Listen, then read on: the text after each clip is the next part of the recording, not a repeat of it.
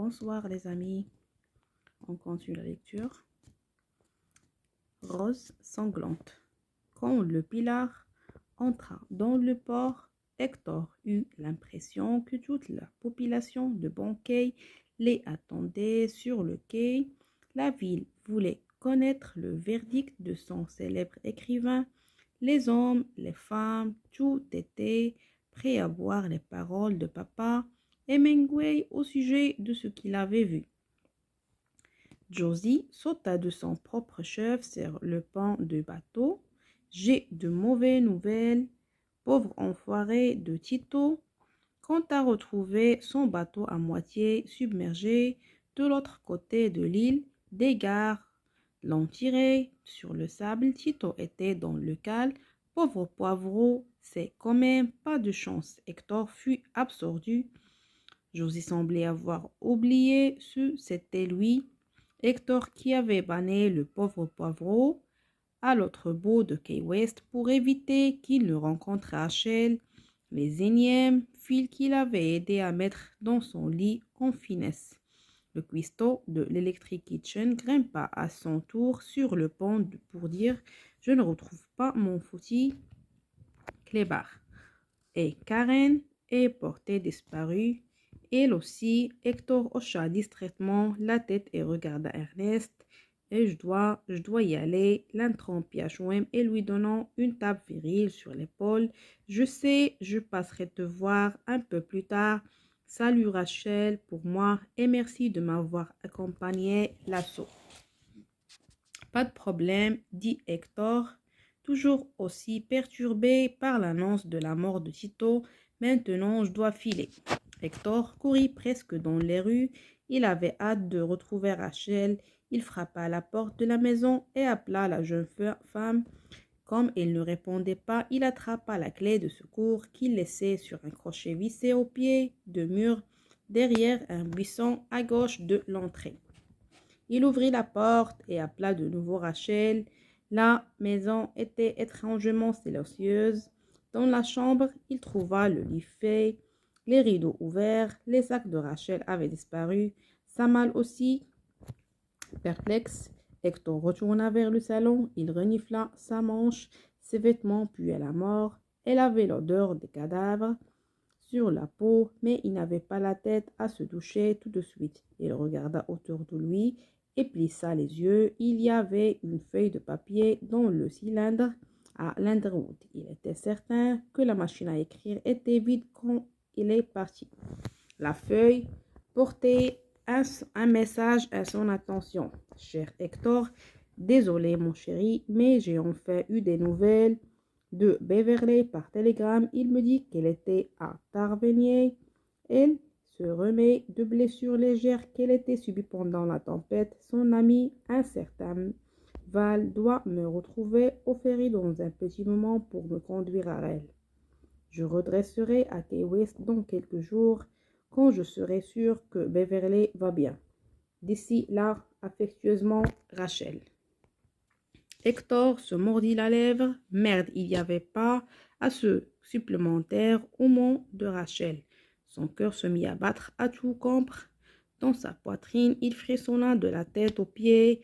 La sonnette retenue, il tambourina sur la porte. « Hector, c'est papa, ouvre, nom d'un chien. » Hector s'écarta dans la machine à écrire et, reculant, les yeux rivés sur la feuille, il avait les jambes en coton. C'est ouvert. H.O.M. entra dans la pièce suivi du shérif Jack Dixon. Les deux hommes étaient livides. Hector bafouilla. « Ernest, nous avons trouvé un corps, » dit le shérif. Une femme enchaînée à la jetée du bout de Negro Beach. Elle était blonde, c'est visible. D'après ses poils pulbins, H.O.M. lui jeta un regard mécontent, le vin humain comme pour le faire taire, et ajouta.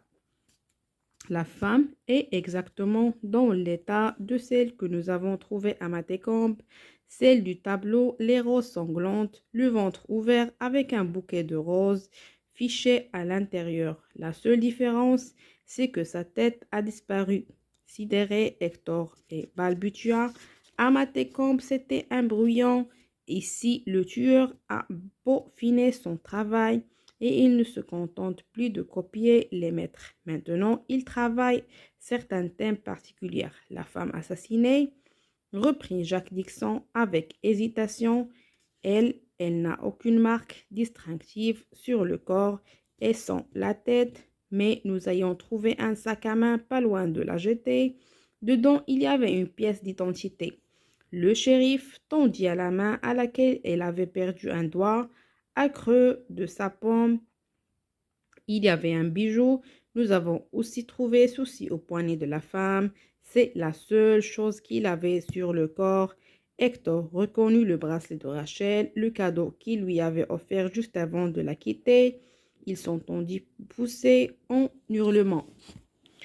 H.O.M. le saisit à bras le corps. J'ai conduit ce putain de tueur jusqu'à elle, cria Hector en lui labourant le dos de coups de poing. J'ai envoyé un télégramme à ce salopard pour lui dire où trouver Rachel. Papa tint fermement l'outour de Poulard entre ses bras jusqu'à ce que sa fureur s'attarisse, jusqu'à ce qu'il se calme, se mettre à trembler de chagrin et puis éclate de sanglots. Enfin, Hector se dégagea à l'entrain d'Ernest. Il tituba jusqu'à la salle de bain. Il s'aspergea le visage d'eau froide et fixa au moment son reflet dans le miroir. Il se détestait. Il serra le poing et frappa la verre. Hector, lassité, contempla l'image déformée de son visage dans le miroir fractué. Sa première œuvre d'art surréaliste. Ils venaient de quitter le Franc pour regagner leur hôtel. Le trajet était d'une bienveillance troublante. Les secousses des obus qui trempaient dans loin derrière où faisait trembler le sol, sous la voiture.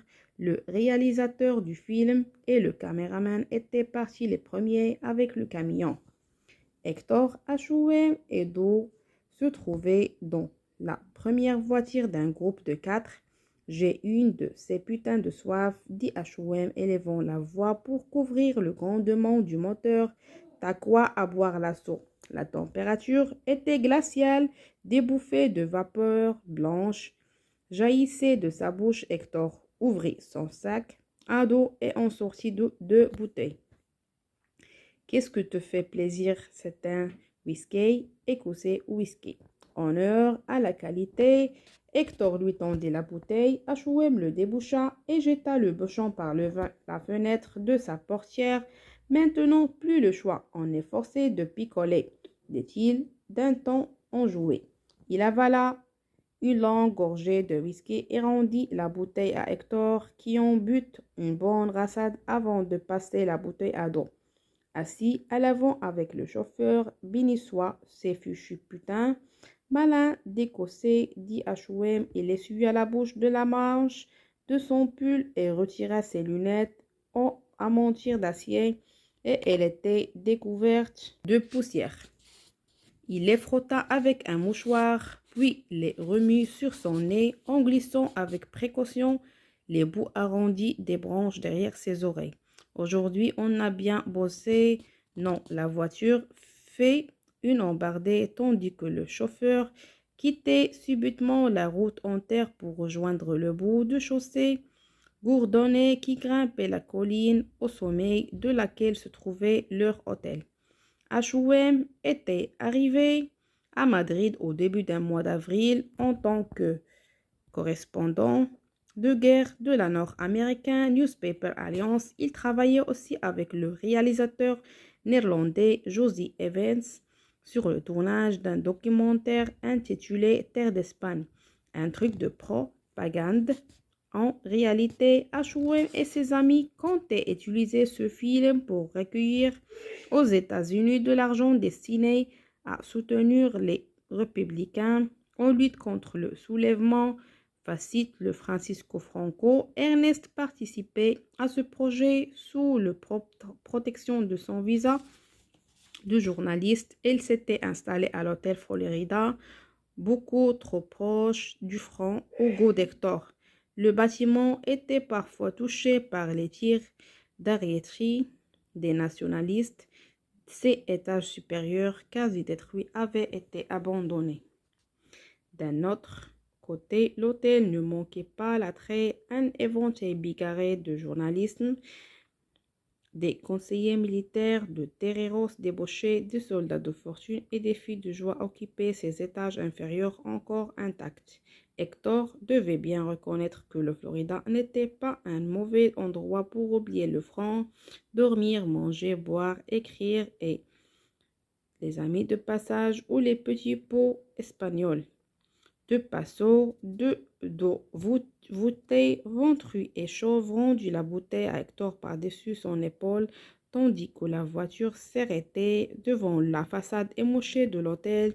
Et nous voilà à la maison, tralalala, chantonna-t-il. Et nous voilà à la maison pour peser un gros cochon, dit H.O.M. d'un ton massade, d'où tu es un bel enfoiré de portugais, tu sais.